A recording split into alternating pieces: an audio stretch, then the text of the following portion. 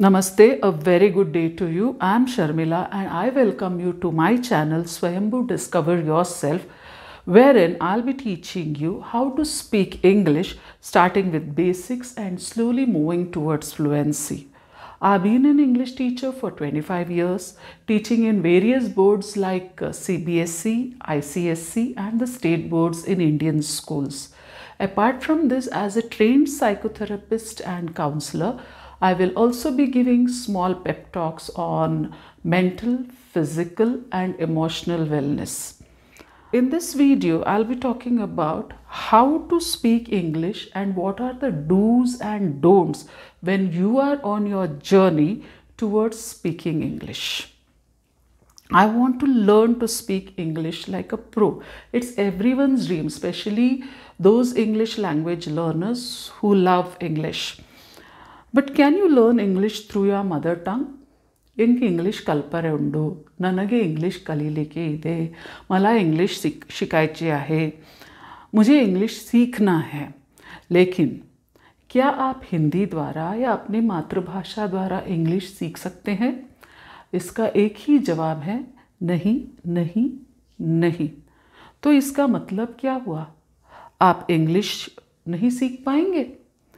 अरे आप ज़रूर सीखेंगे।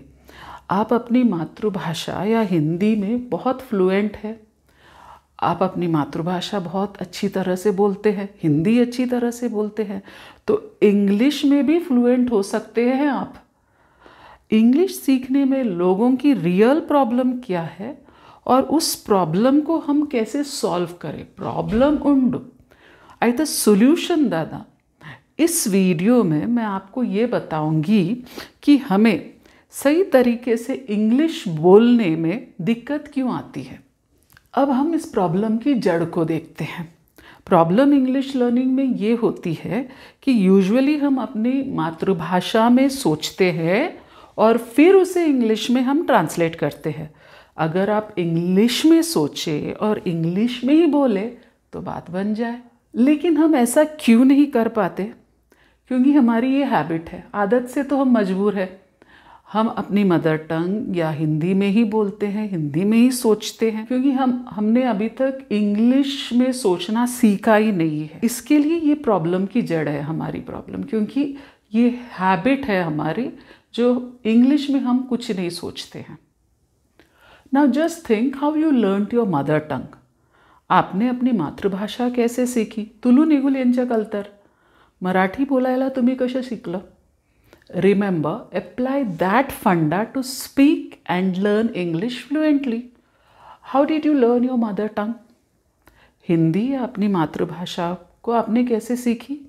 सोचिए, क्या आपने उसे पढ़कर सीखी? क्या आपने ग्रामर के स्ट्रक्चर्स, भूतकाल, वर्तमान काल, भविष्यकाल ये सब पहले सीखी आपने? नहीं ना? तो फिर आपने सीखी कैसे? कोई भी भाषा सीखने की पहली सीढ़ी क्या होती है? ऑब्जर्वेशन एंड लिसनिंग, यानी देखना और सुनना। डू यू नो बेबीज, बच्चे सबसे बेस्ट लैंग्वेज लर्नर्स है इस दुनिया के। When a baby first starts to learn a language, it only observes you and listens to you.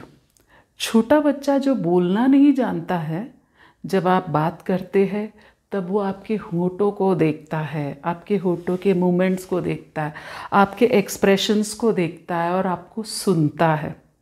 बच्चे के इस पीरियड को हम साइलेंट पीरियड भी कहते हैं। बच्चे ऑब्जर्व करते हैं, इमिटेट करते हैं, आपकी नकल करते हैं। तो आपने अपनी भाषा कैसे सीखी? जो भी हरकतें बड़ों को करते देखा उसको कॉपी किया, उसकी नकल की। बड़े बोल रहे हैं तब हम भी उनके जैसे बोलने की कोशिश हमने की। जैसे भी बोला, टूटा फूटा, सही गलत, लेकिन बोला। देखते रहे, ऑब्जर्व करते गए, समझते गए कि इस तरह के वर्ड्स जब निकलते हैं, फॉर एग्जाम्पल अम्मा, पापा, मॉम, डैड, तब हमको पता है कि इनसे जुड़े हुए कौन है। इसी तरह खाना, टॉयज़, खिलौना, ये सब हमने बोलना शुरू किया। ऐसा करते करते हमारी मातृभाषा की ज्ञान हमको आ गई, बोलना सीख लिया आपने। बच्चों में खासियत क्या होती है, बच्चे नो फिल्टर जोन में होते हैं, इसलिए बच्चे क्या करते हैं, आप जो भी बोलते हैं सही पकड़ लेते हैं। आप जो भी बोलते हैं उन्हें ऐसा लगता है कि वही सही है और उसे सही पकड़ लेते हैं और सीख लेते हैं। पहली सीढ़ी हमने देखा वह है सिर्फ देखना और सुनना, ऑब्जर्व एंड लिसन। अब दूसरा स्टेप क्या है, प्रैक्टिस।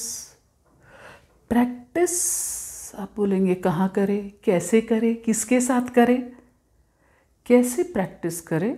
आपको इंग्लिश बोलना सीखना है तो आप क्या करोगे, सुनिए। If you have to learn to speak English confidently and fluently, then you have to think in English.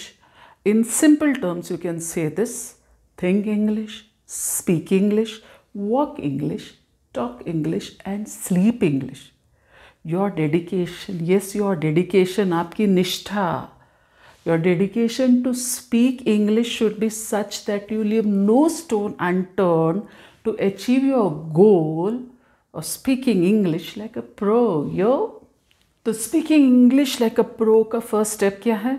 आप एक नोटबुक लीजिए, सुबह से शाम तक आपने क्या क्या किया है उसे विजुअलाइज कीजिए, आपकी मन के आंखों से देखिए। कोई भी सेंटेंस जब आप सोचते हैं तो आपके माइंड से जुड़ी हुई है। सुबह से शाम तक के सारे कार्य को आप लिखिए सिंपल इंग्लिश में, प्रैक्टिस कीजिए, कोई फिल्टर मत रखिए, बस बिल्कुल बच्चों की तरह। बच्चे नहीं सोचते हैं ना कि मैं यहाँ पर मेरा सेंटेंस ठीक नहीं है, मैं गलत हूँ, नहीं। तो आप भी उसी तरह सोचिए, कोई फिल्टर नहीं, अंदर ही अंदर प्रैक्टिस कीजिए, अंदर ही अंदर आप इंग्लिश में बोलिए, बस प्रैक्टिस करते जाइए, प्रैक्टिस प्रैक्टिस प्रैक्टिस। शुरू में इंग्लिश, अपनी मातृभाषा या हिंदी सभी को मिक्स कर दीजिए, कोई दिक्कत नहीं होगी। फिर धीरे धीरे इंग्लिश में सोचने की आदत बढ़ जाएगी। आप सुबह उठे, okay, I got up, I am going to the bathroom, ये छोटे छोटे, आई एम टेकिंग बाथ, ये भी आप लिख सकते हैं। एक नोटबुक लीजिए और लिख लीजिए। उदाहरण के तौर पर मैंने आपको बताया है, और कभी कभी कोई भी सेंटेंस अगर आपको इंग्लिश में नहीं आती है तो उसमें थोड़ा सा मिक्सचर कर सकते हैं आप पहले। यानी आई got up at 6 o'clock in the morning, फिर मैं गया, टीथ ब्रश किया, देन आई टुक अ स्नान यानी बात, ऐसा आप लिख सकते हैं। तो क्या होगा, ऐसा करते करते हम इंग्लिश सीखने की दिशा में और आगे बढ़ेंगे। अगर आप इंग्लिश में नहीं सोचोगे और सीधा बोलने की प्रैक्टिस करोगे तो बार बार अटक जाओगे। इंग्लिश के वर्ड्स में सोचना है, सिंपल इजी वर्ड्स यूज़ करें, इंग्लिश को कॉम्प्लिकेट मत कीजिए। आज से, अभी से इसकी प्रैक्टिस कीजिए।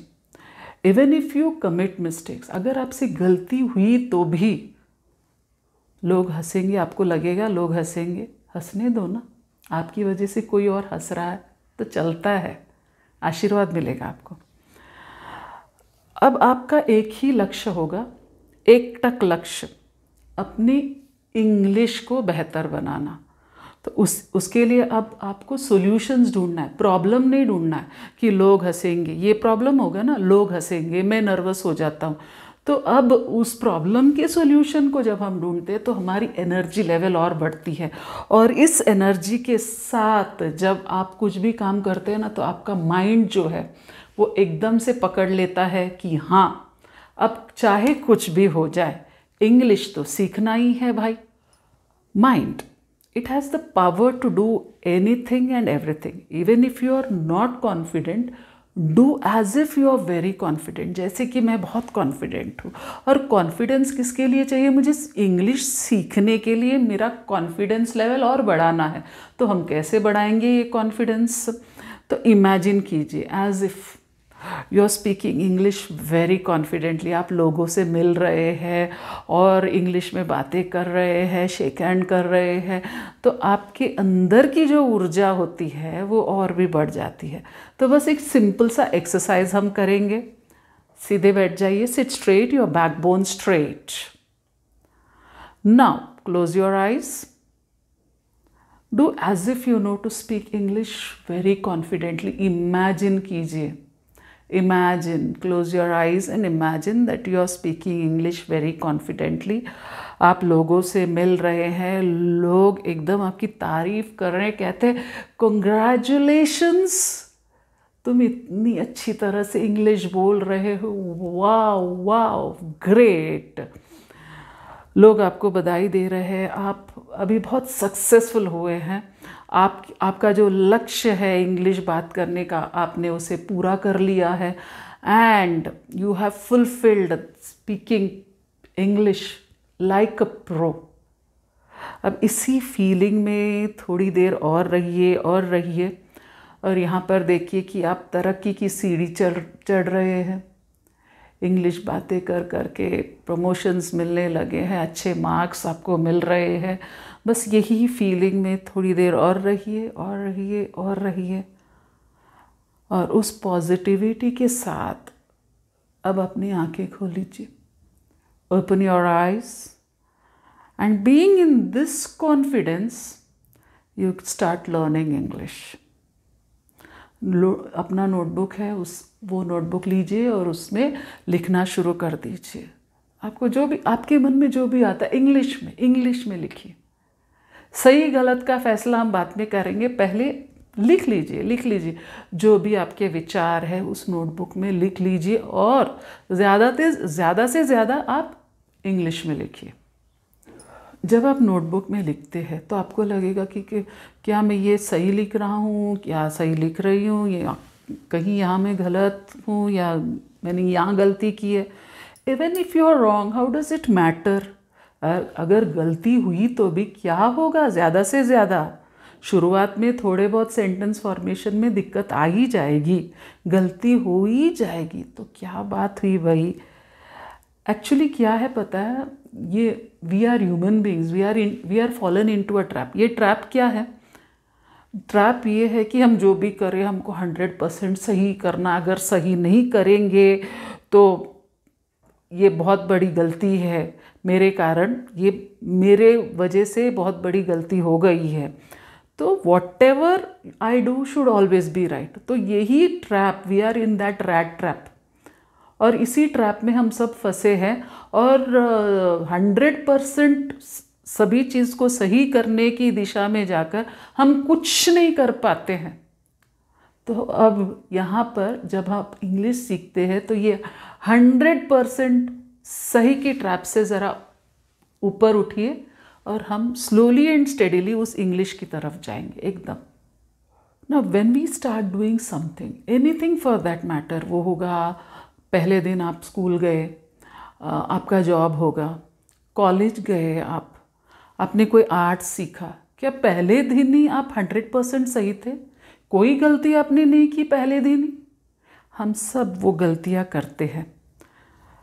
हम क्या करते हैं, वो गलतियों से हम सीख कर वो हम आगे बढ़ते हैं, वहीं पर हम रुकते नहीं है ना, आगे बढ़ते ही रहते हैं। तो हम उस सक्सेस की ओर अग्रसर आगे बढ़ते रहते हैं। फेलियर की तरफ हम ध्यान नहीं देते हैं। फेलियर की तरफ जब हम ध्यान देते हैं तो हम सिर्फ हमारे नेगेटिविटीज़ को देखते हैं। हम अपने नेगेटिविटीज़ को नहीं देखना है, उससे ऊपर उठना है। तो हम यहाँ पर सॉल्यूशंस ढूंढेंगे, और सॉल्यूशंस ऐसे ढूंढेंगे कि we will learn and become successful. ज़्यादातर लोग क्या करते हैं, एक बार ट्राई कर लेते हैं, 2 बार ट्राई कर लेते हैं, और फिर उनको ऐसे लगता है कि नहीं, इसमें सफलता हमको मिलती नहीं है, तो वो क्या करते हैं, बोलते हैं बस गिव अप करते। यही होता है इंग्लिश सीखने में भी। 1-2 बार थोड़ी बहुत गलती हो जाती है। कई लोग आपने देखा कि यहाँ पर मैंने गलती की तो लोग हंस रहे हैं, तो क्या ये लाइफ एंड डेथ की सिचुएशन होती है क्या? Is it a life and death situation? English सीख रहे हैं भाई, स्टेप बाय स्टेप लेंगे। जब आपने चलना सीखा तो भी वो चलने के लिए आप लिटरली 9-10 महीने तक आप इंतज़ार नहीं करते रहे, आपका प्रोसेस चलता रहा। एक पहले दिन जब उठ के खड़े हुए तो उसी दिन आप चलना सीखे नहीं ना, गिरे उठे, फिर आपको सक्सेस मिला। तो सक्सेस इज़ जस्ट, वो निरंतर होता है आपका सक्सेस। यहाँ भी इंग्लिश में भी ऐसा ही होता है, आप गिरेंगे उठेंगे और थोड़ा नर्वसनेस आएगा, लोग हंसेंगे। दुनिया का सबसे बड़ा रोग, क्या कहेंगे लोग, हंसेंगे लोग, हंसने दो ना, आपकी वजह से कुछ तो उनका भला हुआ, हंसे वो, आपने कितना अच्छा काम किया, what a good thing, they are smiling laughing because of you, you have done a great thing. So is it a problem? ना, nothing, it's not a problem.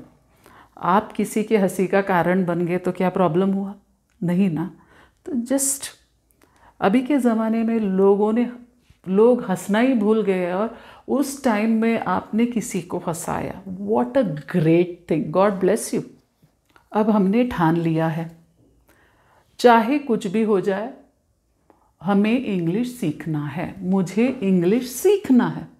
तो सीखना है तो हमारा अभी नेक्स्ट स्टेप क्या होगा? पहले का स्टेप था ऑब्जर्वेशन हुआ, लिसनिंग हुआ, उसके बाद प्रैक्टिस हुआ। आप प्रैक्टिस कैसे कर सकते हैं मैंने बोला, नोटबुक में लिख लीजिए। उसके बाद आप आईने के सामने जाइए, go in front of the mirror and just take your name, hello, how are you, are you fine, okay, I am fine, thank you. ऐसे छोटे मोटे अक्षर बोलना। I am going to have breakfast, I am going to have lunch, I am going to have dinner. जब आप ऐसे practice करोगे तो आपने मन में ठान ही लिया है कि चाहे कुछ भी हो, मुझे इंग्लिश सीखना है। नेक्स्ट स्टेप क्या है? ट्राई करते रहिए and you will be successful. 100% यार, you will be successful. Keep trying and trying and trying, no matter what your age. Age की इसमें कोई है नहीं कि हाँ आप यही एज के हो तो इंग्लिश सीख सकते। आप 60 के हो, 70 के हो, 80 के हो, आराम से इंग्लिश सीख सकते, कोई प्रॉब्लम नहीं। Keep learning. पर एक ध्यान में रखना, इसमें no theory in English, it's only practicals and practicals in English. तो ये प्रैक्टिकल्स क्या है? आपको इंग्लिश में सोचना है, इंग्लिश में बोलना है, इंग्लिश में लिखना है। जैसे ही आप उठते हो तो मैं उठ गया, तो ऐसे बोलना, आई got up, wow what a good day, good morning, ऐसे बोलिए। तो रोज़ जब आप इंग्लिश में सोचने लगोगे तो ऑटोमेटिकली जो आपकी इंग्लिश बोलने की क्षमता है वो और भी बढ़ जाएगी। आज के वीडियो में मैं बहुत बेसिक क्लास लूँगी। इंग्लिश में कितने लेटर्स होते हैं? How many letters are there in English alphabets? So you have 26 letters in the English alphabet, that's A, B, C, D, E, F, G, H, I, J, K, L, M, N, O, P, Q, R, S, T, U, V, W, X, Y, Z. These are capital letters in English. इसे हम capital letters कहते हैं English में।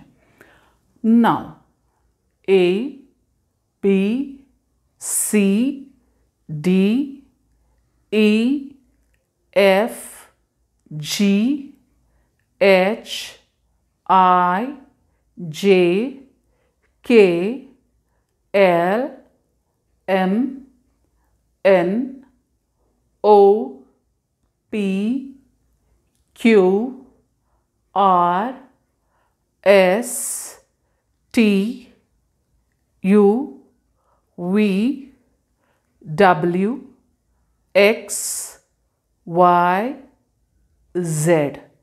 इसे हम small letters कहते हैं English में. We call this letters as small letters in English. And now we come to 1 to 100 in English.